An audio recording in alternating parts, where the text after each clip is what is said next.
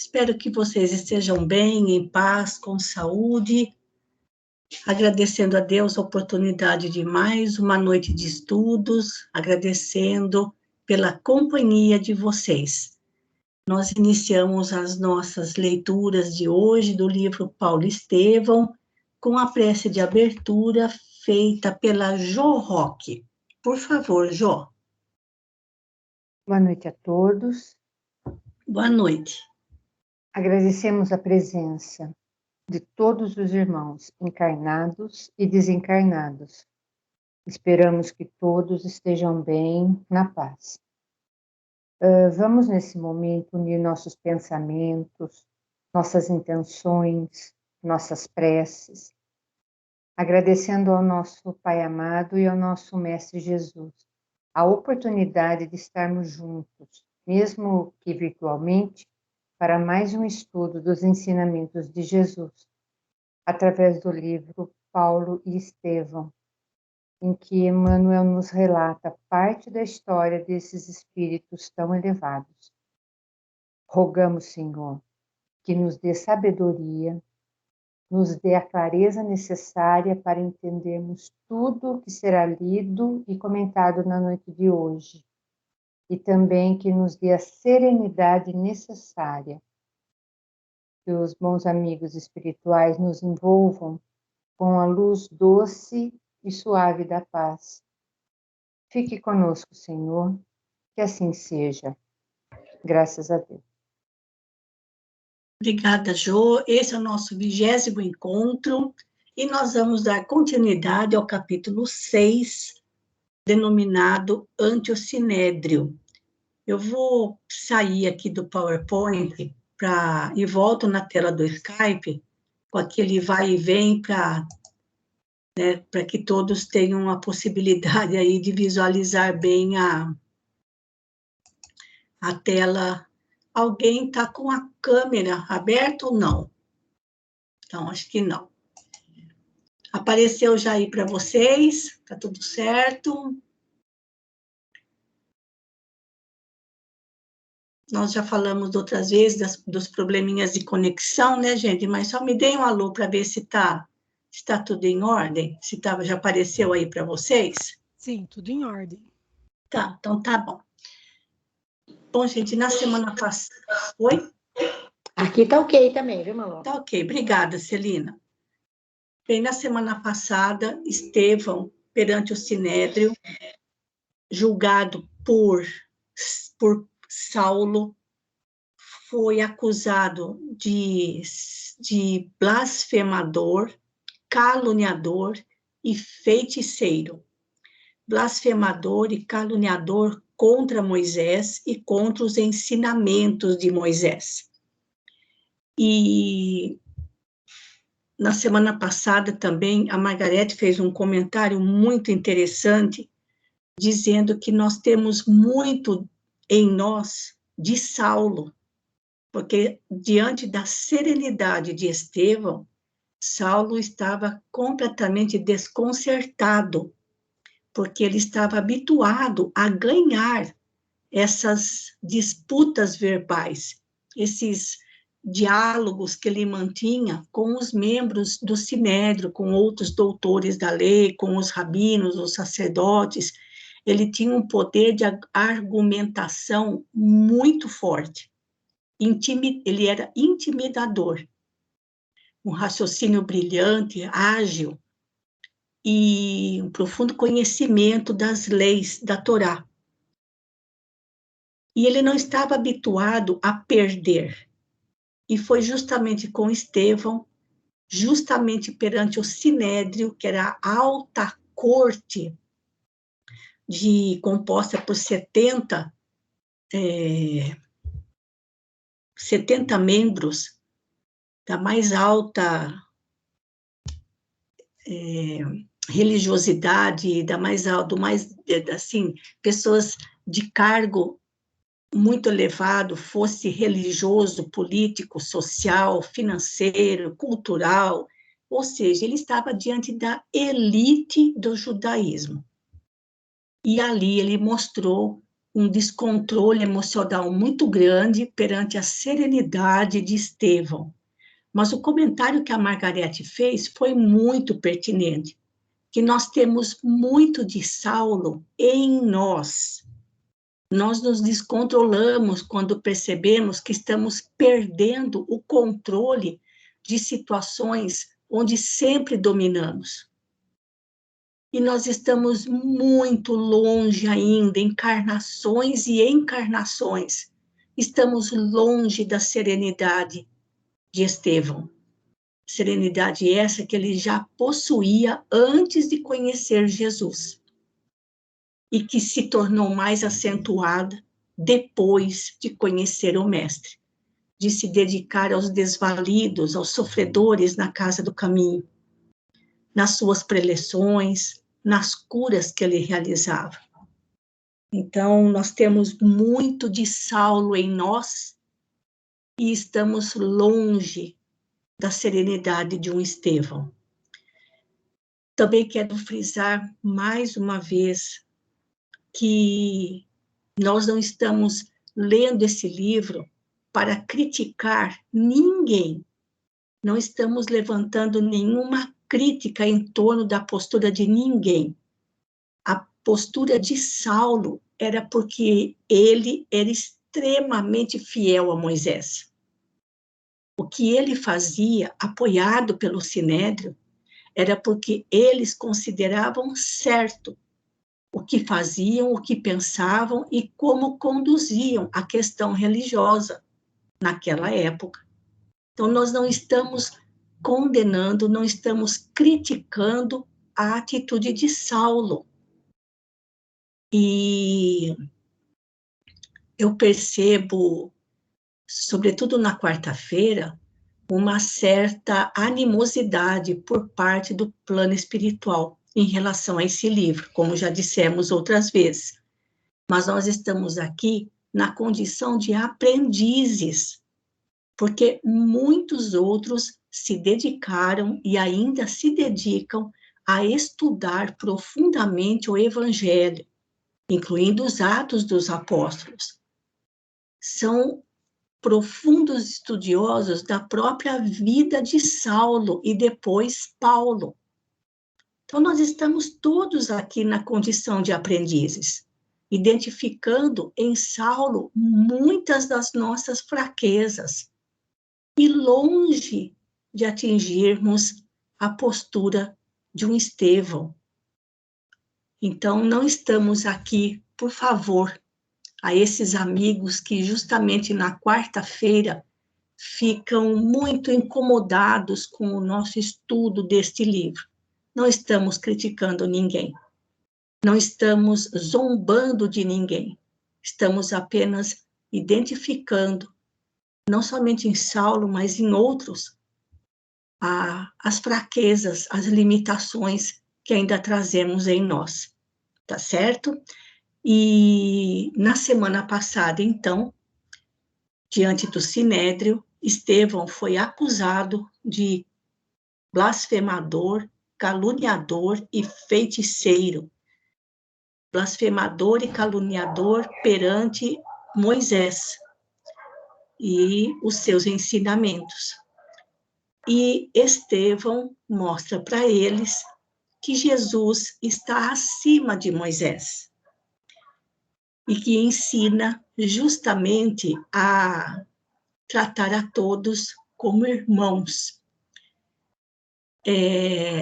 E no meio do seu discurso, que Estevão foi convidado a falar, os que estavam presentes, eram mais de 70 pessoas, estavam extremamente irados e incomodados com as palavras de Estevão. E aí, quando deu uma brechinha, é o pedaço onde nós paramos. Aqui, olha, nova saraivada. E quem vai começar a leitura hoje para nós é a Marina. Talvez dê para a gente terminar o livro, porque falta pouquinho para nós terminarmos o capítulo 6. Talvez dê para a gente terminar.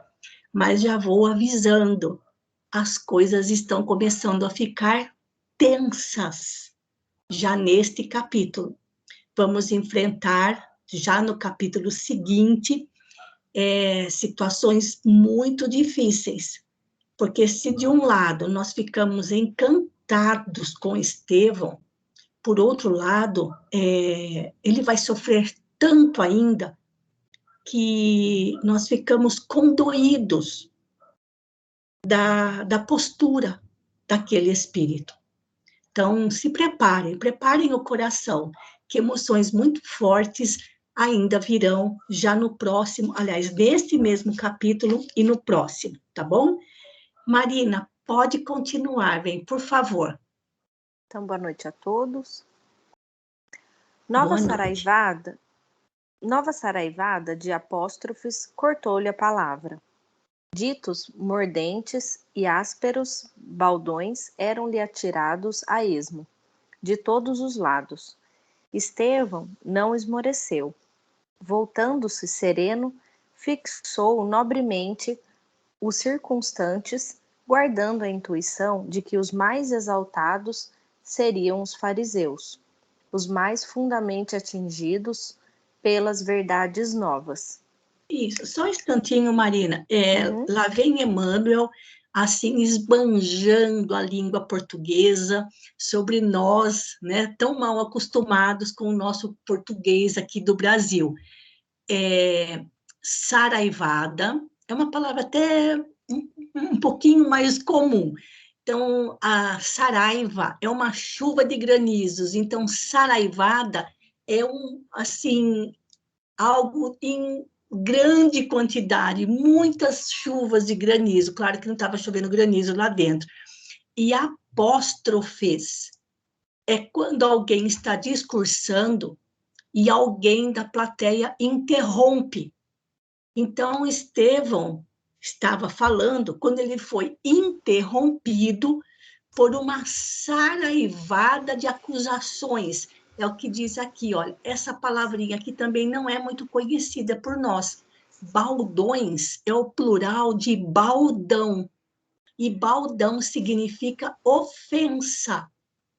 Então, na maior serenidade, Estevão falava, e os que estavam presentes, só do Sinédrio eram 70 componentes e tinha mais de 70 pessoas.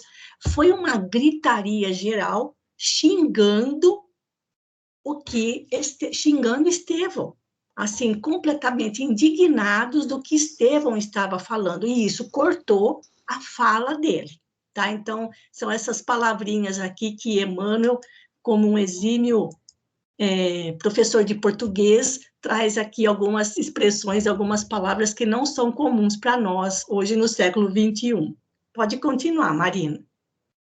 Esperando que recobrassem a calma, falou novamente. Fariseus amigos, por que teimais em não compreender? Porventura temeis a realidade das minhas afirmações? Se vossos protestos se fundam nesse receio, calai-vos para que eu continue.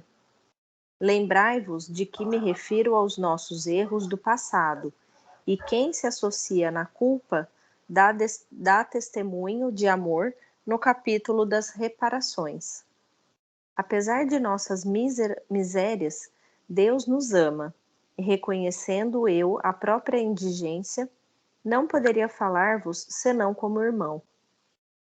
Entretanto, se expressais desespero e revolta, recordai que não poderemos fugir à realidade da nossa profunda insignificância. Lestes, acaso, as lições de Isaías? Importa considerar a exortação de que não poderemos sair apressadamente, nem enganando a nós mesmos, nem fugindo aos nossos deveres, porque o Senhor irá adiante e o Deus de Israel será a nossa retaguarda. Ouve-me, Deus é o Pai, o Cristo é o Senhor nosso. Isso, só essa referência que ele faz a Isaías, que tem aqui a indicação, é o livro de Isaías, capítulo 52, item 12. Se não for muito grande, Aqui, ó. É esse aqui, Marina, ó. Pode ler, ó. Porque vós não saireis em tumulto, nem vos apressareis com fugida, porque o Senhor irá diante de vós e vós ajuntará o Deus de Israel. Sim, nós não vamos entrar aqui no contexto, mas a gente compreende melhor o que ele está falando aqui no... Agora já ficou ruim para eu voltar aqui onde eu estava.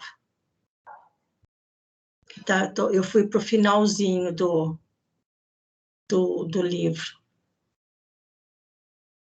Cadê? Acho que eu tô chegando lá, peraí, ó. Aqui, ó, tá bom? Então, vamos continuando, Marina, porque logo depois vai vir um discurso bem comprido de Estevão. Vamos em frente. Muito falais da lei de Moisés e dos profetas. Todavia, podereis afirmar com a mão na consciência a plena observância dos seus gloriosos ensinamentos? Não estaríeis cegos atualmente, negando-vos a compreensão da mensagem divina? Aquele a quem chamais, ironicamente, o carpinteiro de Nazaré, foi amigo de todos os infelizes. Sua pregação não se limitou a expor princípios filosóficos.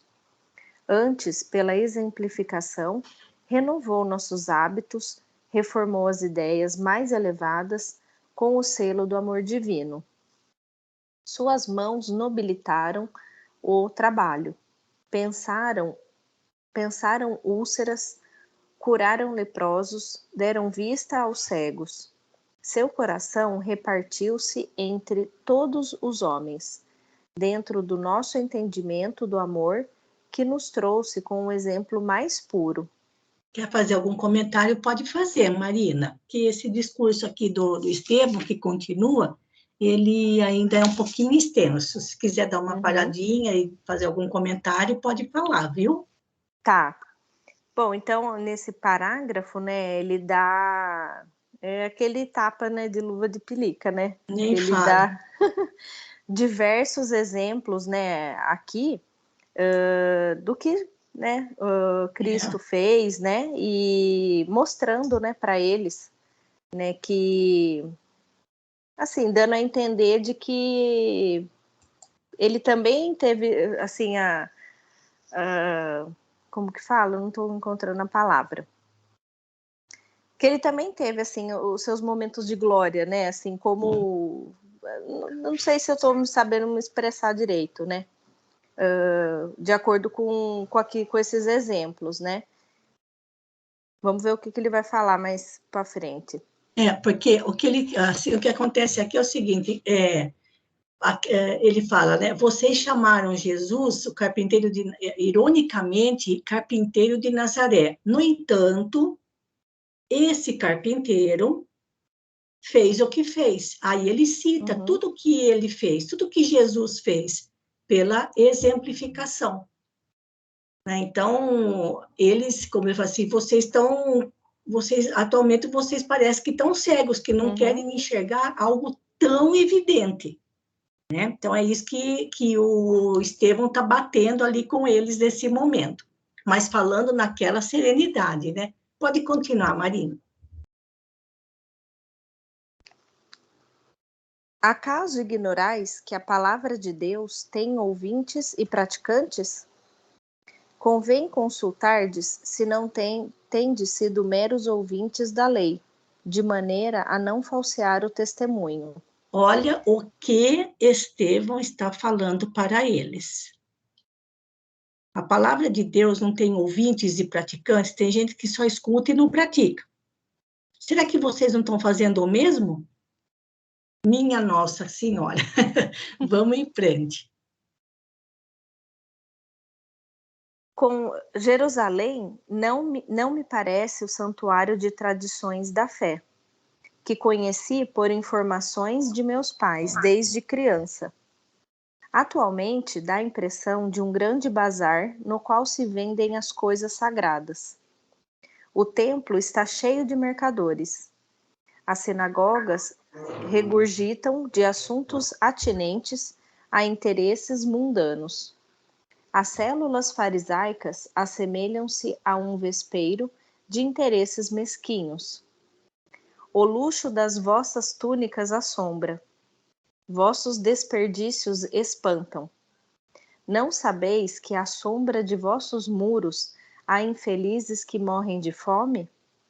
Venho dos subúrbios, onde se concentra grande parte de nossas misérias. Nossa Senhora. Meu Deus.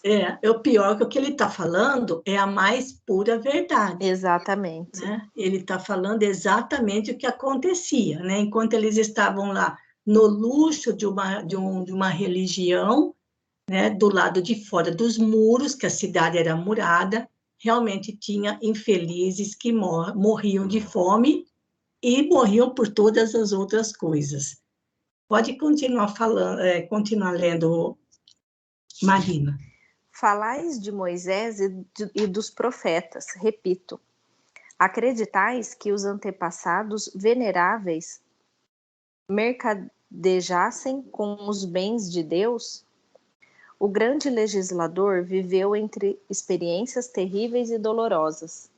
Jeremias conheceu longas noites de angústias, a trabalhar pela intangibilidade do nosso patrimônio religioso, entre as perdições de Babilônia. Amós era pobre pastor, filho do trabalho e da humildade. Elias sofreu toda sorte de perseguições, compelido a recolher-se ao deserto, tendo só lágrimas como preço do seu iluminismo. Esdras foi modelo de sacrifício pela paz dos seus compatriotas. Ezequiel foi condenado à morte por haver proclamado a verdade. Daniel curtiu as infinitas amarguras do cativeiro. Mencionais os nossos heróicos instrutores do passado, tão só para justificar o gozo egoístico da vida? Onde guardais a fé? No conforto ocioso ou no trabalho produtivo? Na bolsa do mundo ou no coração que é o templo divino? Incentivais a revolta e quereis a paz? Explorais o próximo e falais de amor a Deus? Não vos lembrais de que o Eterno não pode aceitar o louvor dos lábios quando o coração da criatura permanece dele distante? Nossa, cada parágrafo que vai passando vai ficando mais assim, intenso, né? Exato. O ambiente estava extremamente tenso. Parece que a gente sente isso, Exatamente. É a sensação que eu tô agora. A Assembleia, ante o sopro daquela sublime inspiração, parecia imóvel, incapaz de se definir. Muitos israelitas supunham ver em Estevão o ressurgimento de um dos primevos. É isso mesmo? Dos primeiros profetas. Os que vêm primeiro. Dos primeiros profetas da raça. Mas os fariseus, como se quebrassem a misteriosa força que os emudecia, romperam em algazarra ensurdecedora, gesticulando a esmo, proferindo impropérios, no propósito de atenuar a forte impressão causada pelos surtos eloquentes e calorosos do orador. Apedrejemos o imundo, matemos a calúnia, anátema ao caminho de Satanás. Nesse comenos, Saulo levantou-se rubro de cólera. Não conseguia disfarçar a fúria do temperamento impulsivo e desbordar-lhe os olhos inquietos e brilhantes. Caminhou presto para o acusado, dando a entender que ia caçar-lhe a palavra, e a assembleia logo se acalmou, embora continuasse o rumor dos comentários abafados. Percebendo que ia talvez ser coagido pela violência e mais, que os fariseus pediam sua morte, Estevão fixou os mais irônicos e arrebatados, exclamando em voz alta e tranquila: Vossa atitude não me intimida. O Cristo foi solícito no recomendar não temêssemos os que só podem matar-nos o corpo. Não pôde prosseguir. O moço tarcense, mãos à cintura, olhar iracundo e gestos rudes como se defrontasse um malfeitor comum, gritou-lhe furiosamente no ouvido: Basta, basta, nem mais uma palavra. Agora que te foi concedido o último recurso inutilmente, também usarei o que me faculta a condição do nascimento em face de um irmão desertor. E caiu-lhe de punhos fechados no rosto, sem que Estevão tentasse a menor reação. Os fariseus aplaudiram o gesto brutal, em atroada delirante, qual se estivessem num dia de festa, dando expansão ao seu arrebatamento. Saulo esmurrava sem compaixão, sem recursos de ordem moral ante a lógica do Evangelho, recorria à força física, satisfazendo a índole voluntariosa. Isso, vejam a que chegou, né, gente? Vejam até onde chegou o descontrole de Saulo. Vamos em frente. Vamos mais um pouquinho, Marina. O pregador do caminho, submetido a tais extremos, implorava de Jesus a necessária assistência para não se trair no testemunho. Não obstante a reforma radical que a influência do Cristo havia imposto às suas concepções mais íntimas, ele não podia fugir à dor da dignidade ferida. Procurou, contudo, recompor imediatamente as energias interiores, na compreensão da renúncia que o mestre predicara como lição suprema. Lembrou os sacrifícios do Pai em Corinto. Reviu na imaginação o seu suplício e morte. Recordou a prova angustiosa que sofrera e considerou que, se tão só no conhecimento de Moisés e dos profetas, tanto conseguira em energia moral para enfrentar os ignorantes da bondade divina, que não poderia testemunhar agora com o Cristo no coração? Esses pensamentos acudiam-lhe ao cérebro atormentado, como bálsamo de suprema consolação.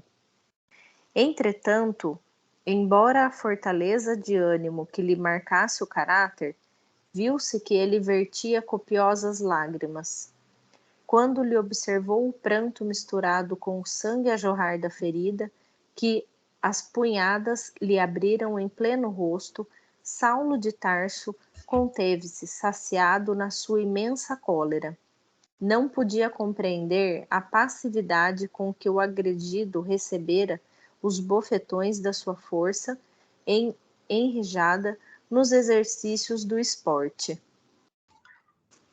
Ai, toma um fôlego, Marina. Nossa, realmente. Dá a impressão de que assim, a gente tá ali no meio do furdúncio, né? Sim, sim. A impressão que dá é essa, e assim, eu fico tentando imaginar, né, assim, lógico, qual que seria a reação, acho que da grande maioria, né? Estaria ali no meio do burburinho, sim, né? E que nem aqui descreveu, festejando como se fosse, deu a impressão de que estava ali como se fosse lá em Roma, lá no festa, meio da né? arena, e eles lá vibrando com os dois, né, se atracando, o Saulo esbofeteando o Estevão, e ele, assim, o que chama atenção, né, lógico, não seria diferente, a atitude dele, né, e porque acho que não sei, eu tento me colocar ali no lugar, né, acho que a maioria das pessoas acho que ia querer revidar, né? Jamais iria ficar ali pedindo, né, que Deus desse sabedoria para que ele continuasse firme ali no propósito dele, né? Dali do que estava acontecendo e com aquela serenidade, aceitando ali tudo o que estava acontecendo, né? É claro, seria assim, ilusão da nossa parte pensar que ele não estava sentindo dor, né, dos burros que ele estava levando do Saulo, que o Saulo era um moço com corpo atlético, né, ele praticava os esportes, o exercício, o esporte que ele praticava eram as corridas de biga, então ele tinha uma baita de uma força física. E Estevão já era mirradinho, coitado, desde que começou a trabalhar, desde que ele foi levado lá para as galés romanas, né, sempre debilitado, depois aquela doença que ele pegou, e, enfim, a força, vejam a diferença, né, Saulo tinha força física e Estevão tinha força espiritual, então, claro que ele sentia dor, né, mas, ao mesmo tempo, ali, o seu pensamento ia longe, né, lembrando tudo que tinha passado com a família em Corinto, todo o sofrimento, e se naquela época o apoio de Moisés e dos profetas, os ensinamentos de Moisés e dos profetas ajudou Gesiel, né, que ainda era Gesiel, a suportar tudo o que ele passou, com o Cristo, então, a sua fortaleza espiritual aumentava imensamente. E a reação de Estevão foi chorar. E aí, vejam bem, justamente o seu pranto misturado com o sangue, olha lá, olha, foi justamente isso que conteve Saulo. Porque se ele revidasse, ele ainda apanharia muito mais. Mas a reação de Estevão foram as lágrimas. E aí Saulo se conteve. Impressionante, né, gente? A postura do não revidar, né? Mas vamos só mais um pouquinho para terminar aqui, depois a gente passa para a Ritinha. A serenidade de Estevão perturbou-o ainda mais. Sem dúvida, estava diante de uma energia ignorada. Esboçando um sorriso de zombaria, advertiu o altaneiro: Não reages, covarde. Tua escola é também a da indignidade? O pregador cristão, apesar dos olhos molhados, respondeu com firmeza: A paz difere da violência, tanto quanto a força do Cristo diverge da vossa. Minha Nossa Senhora. Tomar uma dessa. Foi o que a gente falou, né? A força de Estevão era era espiritual, e a força de Saulo era física, né? Então, só mais esse parágrafo para terminar aqui, Marina. Tá. Verificando tamanha superioridade de concepção e pensamento, o doutor da lei não podia ocultar o despeito e a fúria que lhe transpareciam nos olhos chamejantes. Parecia no auge da irritação, a extravasar nos maiores despropósitos. Dir-se-ia haver chegado ao cúmulo de tolerância e resistência. Isso. Marina, pode fazer seus comentários, se alguém mais quiser fazer algum comentário desse trechinho que a gente leu. A gente não, né? A Marina leu. Eu só posso dizer que, olha, o coração ficou apertado aqui, viu? Lendo tudo isso daí e, sei lá, se imaginando ali naquela situação e tendo essa confiança, essa serenidade, né, que Estevão tinha. E só nessas palavras, né, de Emmanuel deu para sentir daqui assim, acho que a raiva de Saulo, né, que ele tinha, essa irritação dele, né, de estar escutando, de estar vendo né, tudo isso lá do Estevão, essa postura dele, né? E então acho que, nossa, deu para sentir daqui essa raiva dele, essa irritação que ele estava sentindo ali na hora de estar diante de uma pessoa completamente diferente dele. Então, por que será que Emmanuel está fazendo questão de destacar tanto a personalidade de Saulo e as suas atitudes? Para que a gente possa perceber depois a diferença que se operou dentro dele, após conhecer Jesus, na estrada para Damasco. Enquanto que para Gesiel, que já esperava o Messias, com base nos ensinamentos dos profetas, que ele conhecia de cor e salteado, aquilo ele acabou assimilando e aceitando naturalmente, junto com as explicações de Pedro. Então, para Estevão, para Gesiel, foi natural, um fato que veio naturalmente para ele. Já Saulo precisou de um chacoalhão gigantesco. Então, é por isso que Emmanuel destaca tanto essas duas personalidades, para que a gente possa ver depois a transformação que ocorreu em Saulo. Tá bom, gente? Então, esse é o propósito também, tá bom? Então, obrigada, viu, Marina? Agora nós vamos continuar com a Ritinha. Pode começar, Ritinha, aqui no parágrafo do voltando-se. Voltando-se para observar a aprovação dos seus partidários, que se contavam por maioria, dirigiu-se ao sumo sacerdote e impenetrou uma sentença cruel. Tremia-lhe a voz pelo esforço físico despendido. Analisando a peça condenatória, acrescentou Ufano e, considerados os graves insultos aqui bolsados, como juiz da causa, rogo seja o réu lapidado.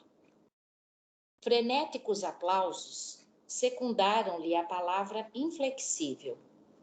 Os fariseus, tão duramente atingidos pelo verbo ardente do discípulo do Evangelho, supunham vingar desse modo o que consideravam escárnio criminoso às suas prerrogativas. A autoridade superior recebeu o alvitre e procurou submetê-lo à votação no reduzido círculo dos colegas mais eminentes.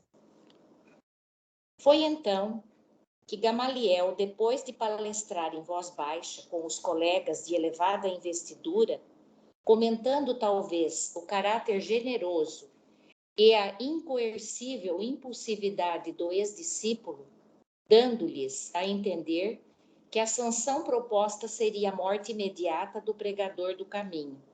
Levantou-se no inquieto cenáculo e ponderou nobremente. Tendo voto neste tribunal e não desejando precipitar a solução de um problema de consciência, proponho que se estude mais ponderadamente a sentença pedida, retendo-se o acusado em calabouço até que se esclareça a sua responsabilidade perante a justiça. Isso. Só lembrando que Gamaliel foi o grande professor de Saulo, né? Tudo que Saulo aprendeu para se preparar para se tornar um rabino, ele aprendeu com Gamaliel, que era, como a gente já viu um pouquinho no comecinho do estudo de Saulo, de Paulo Estevão, mas depois a gente vai conhecer um pouco mais a respeito dele, sobretudo a sua postura de conciliador. Gamaliel é o que botava os panos quentes em cima. E quando você quiser parar para comentar algum parágrafo, pode parar, viu, Ritinha? Tá bom. Então, por isso que ele defendeu Estevão, pedindo que pensasse melhor, não fosse já colocando ele à morte, né? Pedindo para que ele fosse para o calabouço, para poder ponderar melhor. Então, como você mesmo falou, né? Gamaliel era aquele que colocava os planos quentes mesmo, para não ter as últimas consequências, né? Isso. Então, Saulo percebeu o ponto de vista do antigo mestre, inferindo que ele punha em jogo o seu reconhecido pendor, a tolerância. Aquela advertência contrariava-lhe sobremaneira os propósitos resolutos, mas, sabendo que não lhe poderia ultrapassar a autoridade veneranda, acentuou: aceito a proposição na qualidade de juiz do feito. Entretanto, adiada a execução da pena, qual fora de desejar e tendo em vista o veneno destilado pelo verbo irreverente e ingrato do réu, espero seja este algemado e recolhido imediatamente ao cárcere. E proponho igualmente investigações mais amplas sobre as atividades supostamente piedosas dos perigosos crentes do caminho, a fim de que se extirpe na raiz a noção de indisciplina por eles criada contra a lei de Moisés. Movimento revolucionário de consequências imprevisíveis que significa, em substância, desordem e confusão em nossas próprias fileiras e ominoso esquecimento das ordenações divinas, conjurando assim a propagação do mal, cujo crescimento intensificará os castigos. Perceber... Pode falar, Ritinha.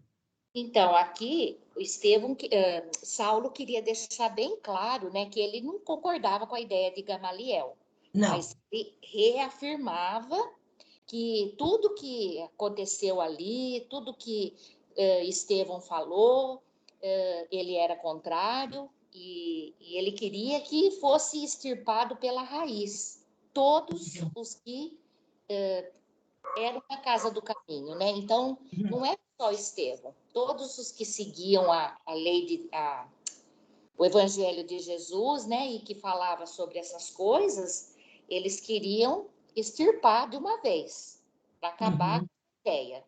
Isso. E eles não aceitavam nada de mudança, né? Eles Não. eram avesso à mudança, porque eles queriam a lei de Moisés, embora já tivesse se passado tantos anos, eles não aceitavam nenhuma mudança. Queria continuar daquele jeitinho, né? Mas por quê? Exato. Porque era favorável para eles. Lá os chefões do Sinédrio, né? Sim. Só vem a nós, né? Isso. A coisa vai começar a ficar complicada para o pessoal lá da Casa do Caminho. Do caminho, exato. Pode continuar. A nova proposta foi plenamente aprovada, com a sua profunda experiência dos homens. Gamaliel compreendeu que era indispensável conceder alguma coisa. Ali mesmo, Saulo de Tarso foi autorizado pelo Sinédrio a iniciar as mais latas diligências em torno das atividades do caminho, com ordem de admoestar, corrigir e prender todos os descendentes de Israel, dominados pelos sentimentos colhidos no Evangelho. Considerado, desde aquela hora, pelo regionalismo semita, como repositório do veneno ideológico, com que o ousado carpinteiro nazareno pretendia revolucionar a vida israelita, operando a dissolução dos seus elos mais legítimos. Isso é verdade? Não. Não era esse o propósito de Jesus, não é? Sim, mas ele estava querendo que os outros entendessem dessa forma. Sim. Ele tentava fazer a cabeça dos participantes lá da reunião, que ele sabia mais, então ele queria incutir na cabeça de todos, né, essa visão. Sim. Não o que realmente era, né? Isso. Só lembrando que descendentes de Israel Israel era o outro nome dado a Jacó. Então, todos os israelitas eram descendentes de Jacó. Os 12 filhos, as 12 tribos de Israel significam as 12 linhagens dos 12 filhos de Jacó. E pode falar. É que Jacó foi chamado de Israel depois, né? Sim, isso, Deus deu isso. o nome de Israel para ele, por isso que ficou Sim, descendentes de Israel. mas é Jacó. Isso. E aqui ele fala de regionalismo semita, ou seja, para os israelitas, a nação judaica, ou seja, a nação israelita, onde todos eram descendentes de Jacó, para eles, assim, eles formavam aquele grande núcleo da crença do Deus único e imaterial. E eles se sentiam orgulhosos disso, mas não queriam compartilhar com os outros, que não eram judeus, os seus conhecimentos. Eles eram extremamente fechados em relação a esse saber. Por isso que ele fala aqui de regionalismo semita, tá bom? Pode continuar, Ritinha. O moço tarcense, em frente de Estevão, prisioneiro, recebeu a notificação oficial com um sorriso triunfante. Encerrou-se assim a memorável sessão. Numerosos companheiros acercaram-se do moço judeu, felicitando-o pela palavra vibrante, ciosa da hegemonia de Moisés. O ex-discípulo de Gamaliel recebia a saudação dos amigos e murmurava confortado: conto com todos, lutaremos até o fim. Os trabalhos daquela tarde tinham sido exaustivos, mas o interesse despertado foi enorme. Estevão sentia-se cansadíssimo. Ante os grupos que se retiravam explorando os mais diversos comentários, foi ele maniatado antes de conduzido à prisão. Polarizando os sentimentos do mestre, não obstante a fadiga, tinha confortada a consciência. Com sincera alegria interior, verificava que mais uma vez Deus lhe concedia a oportunidade de testemunhar a sua fé. Quer dizer, ele não desistia dessa ideia. Assim como Saulo tinha a ideia fixa dele, Estevão tinha a ideia dele. E que ele lutava sem qualquer dúvida. Tudo que ele passou ali, todo o sofrimento, os bofetões que ele tomou, o sangue que jorrava do seu rosto, jamais ele deixou de confiar em Deus e de ter o seu propósito à frente. Uhum. Em poucos instantes, a sombra do crepúsculo parecia caminhar rápida para a noite sombria. Após suportar as mais dolorosas humilhações de alguns fariseus, que se retiravam sob profunda impressão de despeito, custodiando por guardas rudes e insensíveis, ei-lo recolhido ao cárcere com pesadas algemas. Então, aqui, a gente vê toda essa situação, a gente lembra de Jesus, que Jesus também passou por essa mesma situação. Sim. Ele enfrentou o Sinédrio, enfrentou os fariseus, enfrentou o sumo sacerdote, quantas coisas, e Estevão está passando pelos mesmos problemas, pelas mesmas dificuldades, sendo caluniador, tudo que foi falado para ele, e ele se mantém fiel ao Deus, assim como Jesus. Sim. Então, a gente vê que o sofrimento que a gente fala, que a gente tanto fala que é para o nosso bem, é para o nosso, para a nossa evolução, a gente vê aqui que não é em vão. É. Uma hora vai ter a sua glória. Sim.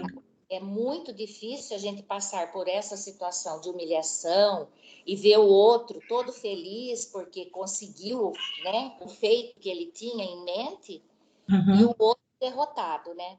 Mas mal sabe o que vai acontecer depois, o que ele vai ter que enfrentar. Bom, a minha... Nós. A pergunta, o que me veio à mente, a pergunta e a dúvida que eu tenho é: eles estavam no Sinédrio. Isso aconteceu no Sinédrio. Onde ficava o Sinédrio? Dentro do templo? E onde seria essa prisão? Não era na prisão dos romanos.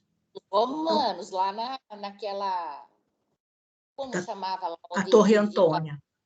Isso mesmo. Não tinha nada de romano aí no meio. Então, onde ficava esse calabouço onde Estevão foi colocado? Era lá no palácio, onde ficava Será que era lá dentro do próprio templo em Jerusalém? Vejam bem, gente, né? Um templo dedicado à adoração e ao culto a Deus tinha uma prisão, né? Então, fica uma coisa muito estranha aí, né? Ritinha, acho que dá tempo da gente começar o parágrafo 7, pelo menos ler 1 ou 2 parágrafos, que são 8h20 ainda. Ou alguém quer fazer algum comentário antes da gente passar para frente? Alguma colocação?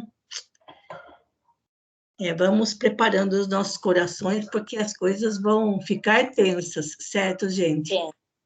O próximo capítulo, só pelo título, a gente já começa a sentir o peso da coisa. Então, pode começar, Ritinha, dá para ler 1 ou 2 parágrafos aí até terminar o nosso tempo. Tá. Capítulo 7, as primeiras perseguições. Saulo de Tarso, nas características da sua impulsividade, deixou-se empolgar pela ideia de vingança, impressionado com o desassombro de Estevão em face de sua autoridade e de sua fama. Ao seu ver, o pregador do evangelho infligira-lhe humilhações públicas que impunham reparações equivalentes. Todos os círculos de Jerusalém, não obstante, o curto prazo de sua nova permanência na cidade, não escondiam a admiração que lhe votavam. Os intelectuais do templo estimavam nele uma personalidade vigorosa, um guia seguro, tomando-o por mestre do racionalismo superior. Os mais antigos sacerdotes e doutores do Sinédrio reconheciam-lhe a inteligência aguda e nele depositavam a esperança do porvir. Na época, sua juventude dinâmica, voltada quase inteiramente ao ministério da lei, centralizava, por assim dizer, todos os interesses da casuística. Com a argúcia psicológica que o caracterizava, o jovem tarsense conhecia o papel de Jerusalém que Jerusalém lhe destinava. Assim, as controvérsias de Estevão doíam-lhe nas fibras mais sensíveis do coração. No fundo, seu ressentimento era apanágio de uma juventude ardorosa e sincera. Entretanto, a vaidade ferida, o orgulho racional, o instinto de domínio, toldavam-lhe a retina espiritual. Isso, pode fazer um comentário aqui, se quiser, Ritinha, porque aqui, mais uma vez, Emmanuel mostra bem a personalidade de Saulo para a gente, né? Sim, que ele era um jovem vigoroso, que tinha ideias revolucionárias na cabeça, e ele tinha essa intenção de pertencer ao Sinédrio já fazia tempo, então Sim. Ele foi assim, se argumentando, ele foi estudando, eu acredito, sabe? Formando na cabeça dele todas essas ideias para quando ele chegasse lá no poder, ele pudesse colocar isso para os pertenciam lá no Sinédrio. Sim. E mostrar o seu conhecimento, o seu vigor, a sua força. Então, era isso que ele queria. Ele queria fazer valer o seu pensamento. Tá Isso certo. ele deixa bem claro, né? Então, vamos só mais um parágrafo, que daí já vai dar continuidade à história. Vamos, aqui Emmanuel está dando um tempo para mostrar bem as características de Saulo e como ele se sentia em relação à sociedade em Jerusalém. Jerusalém. Isso. No âmago das suas reflexões, odiava agora aquele Cristo crucificado, porque detestava Estevão, considerado então como perigoso inimigo. Não poderia tolerar qualquer expressão daquela doutrina, aparentemente simples, mas que vinha abalar o fundamento dos princípios estabelecidos. Olha aí, vinha abalar os fundamentos dos princípios estabelecidos, quer dizer, estava tudo já certinho. Quem é ele? Quem tirar a gente da linha, né? Mostrar uma coisa nova e tão simples, com tanto poder. Estevão falava com tanta, vamos dizer assim, com tanta força, ele pregava com tanta força aquilo que ele sentia, aquilo que ele conhecia de Jesus, que não era nada diante do conhecimento de Saulo. Então, não admitia mesmo, né?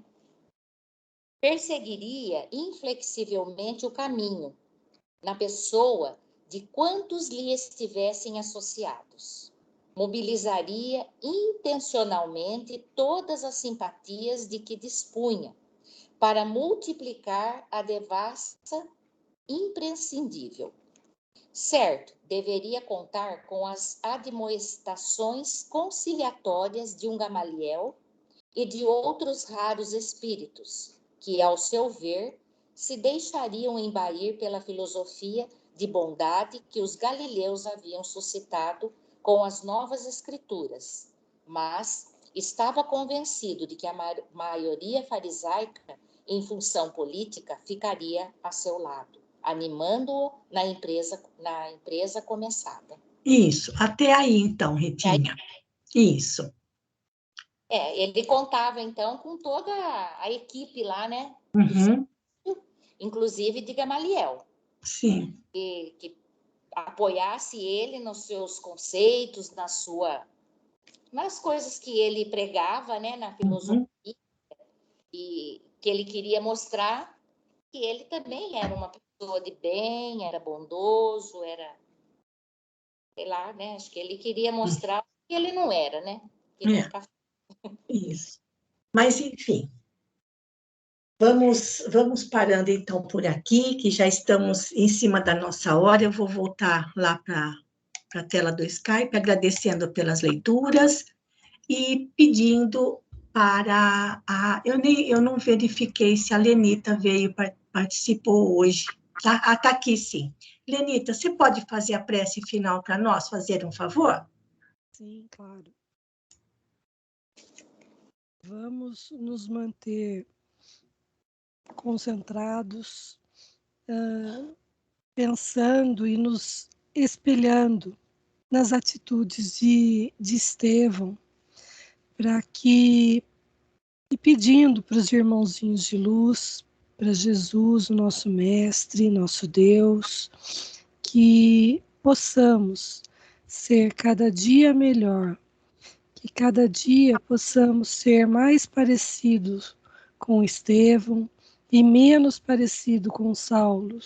Como a irmãzinha falou no começo, nós somos muito Saulo ainda, falta muito para Estevão, mas vamos rogar a Deus que consigamos, degrauzinho a degrauzinho, passinho a passinho, irmos melhorando todo dia, um pouquinho por dia, com o nosso próximo, mais próximo, que possamos nos iluminar a cada dia. Fica conosco, Senhor, nos abençoa e ilumina sempre. Que assim seja. Mais uma vez, agradecendo pela companhia de todos, desejo a vocês uma boa noite, um bom descanso. e até sexta-feira, se Deus quiser.